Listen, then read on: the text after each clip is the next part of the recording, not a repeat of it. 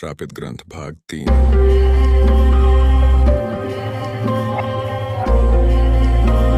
तांत्रिक ने जैसे ही मुंह से मेरी बीवी के बारे में सुना तो वह खुश हो गया। उसने मेरे हाथ में एक बहुत बड़ा छुरा दिया और कहा कि अपनी बीवी को यहाँ लेके आओ या फिर उसका सिर काट कर लेके आओ। साथ में एक इंसान की खोपड़ी भी दी और कहा कि यदि बीवी साथ में नहीं आती और अगर मैं सिर काटने का फैसला लेता हूँ तो जैसे ही गर्दन पर छुरा लगाऊं तुरंत इस खोपड़ी में खून जमा करूं बिना एक भी बूंद जमीन पर गिराए। मैंने छुरा हाथ में पकड़ लिया। मुझे आश्चर्य हो रहा था कि मैंने ऐसा क्यों किया।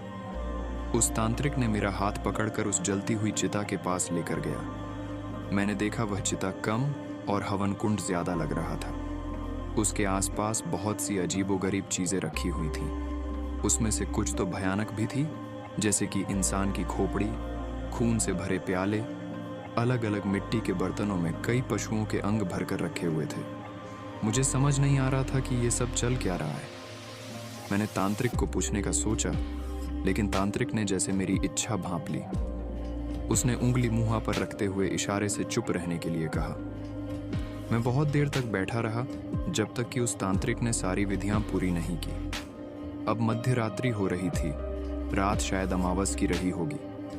तांत्रिक उसकी विधि पूरी होते ही वहां से उठा और उसने मुझसे कहा कि उसे आगे की विधि करने के लिए किसी स्त्री की बलि देनी होगी जिसको अब तक बच्चा ना हुआ हो। मेरा दिल दहल उठा। उसको लगा कि वह किस मुसीबत में पड़ गया है। मुझे बच्चा नहीं हुआ था और मेरी बीवी घर पर थी। मैं एक साधारण किसान था। मेरी और मेरी पत्नी का न कभी झगड़ा होता था, न वह मुझे किसी बात के लिए तंग ही करती थी। उस तांत्रिक के पास ना जाने कौन सी ऐसी शक्ति थी कि मैंने उसे अपनी बांध बीवी के बारे में बताया। बताते समय भी मुझे लग था कि यह ठीक नहीं है, मुझे ऐसा नहीं करना चाहिए, लेकिन मेरी जुबान अब मेरे नहीं, किसी और के बस में थी।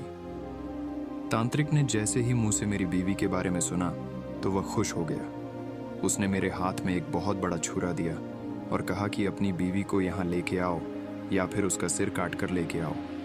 साथ में एक इंसान की खोपड़ी भी दी और कहा कि यदि बीवी साथ में नहीं आती और अगर मैं सिर काटने का फैसला लेता हूं तो जैसे ही गर्दन पर छुरा लगाऊं तुरंत इस खोपड़ी में खून जमा करूं बिना एक भी बूंद जमीन पर गिराए। मैंने छुरा हाथ में पकड़ लिया। मुझे आश्चर्य हो रहा था कि मैंने ऐसा क्यों किया। मैं घर की तरफ जाने लगा, जहां मेरी बीवी सोच रही होगी कि उसका पति हर रोज दिन ढलने से पहले खेत से लौट आता है। लेकिन आज ऐसा क्या हुआ कि मध्य रात्रि के बाद भी वह नहीं आ पाया। शायद उसने बहुत देर तक मेरी राह देखी थी और वैसे ही दरवाजे के पास सो गई। मेरा घर सुनसान इलाके में नहीं था। मेरे घर के आसपास भी थोड़ी दूरी पर कई घर बनाए हुए थे, लेकिन देहातों में लोग जल्दी सो जाते हैं तो 2-4 कुत्तों के अलावा कोई दिख नहीं रहा था। हालांकि कुत्ते कोई नया इंसान गुजरने पर भौंकते जरूर थे, लेकिन मुझसे उनकी पहचान थी, इसलिए वह हिले तक नहीं। मैं अपने घर की तरफ बड़ा दरवाजा अंदर से बंद नहीं किया था। घर में कुछ था ही नहीं तो चोरों का कैसा डर, सिर्फ आगे धकेला हुआ था। मैंने सोचा ये अच्छा हुआ। अगर दरवाजा बंद होता तो बीवी जाग जाती, जिससे सारा पासा पलट सकता था। बीच बीच में मुझे हैरानी भी हो रही थी कि मैं इतना निर्दयी कैसे हो सकता हूँ जो किसी तांत्रिक के कहने पर अपनी बेगुनाह बीवी को बेवजह मार डाले। लेकिन यह मेरा दिमाग सोच रहा था, शरीर की कृति इससे बिल्कुल विपरीत, जैसे कोई और मेरे शरीर को चला रहा हो। मैं दरवाज़ा धकेल कर अंदर गया तो वहीं पर मेरी बीवी सोती हुई दिख गई। मेरा दिमाग जोर जोर से चिल्लाने को चाहता था। मैं चाहता था कि बीवी को चिल्लाकर उठा दूं और भाग जाने के लिए कहूं, लेकिन मैं कुछ नहीं कर पाया। मैंने धीरे से छुरा और खोपड़ी बगल में रख दी। अब मेरे हाथ बहुत सफाई से बीवी का गला घोंट रहे थे। मेरी अभागी बीवी को आंखें खोलने तक का मौका नहीं मिला। वह छूटने के लिए बहुत छटपटाई, लेकिन सिर्फ कुछ पल के लिए, और फिर सब कुछ शांत हो गया।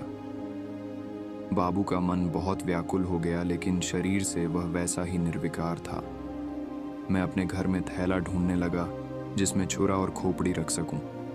मुझे थैला मिल गया। मैंने थैले में छुरा और खोपड़ी रखी, थैला कंधे पर लटका दिया। फिर धीरे से अपनी बीवी का शव उठाकर कंधे पर लिया और घर से बाहर आया।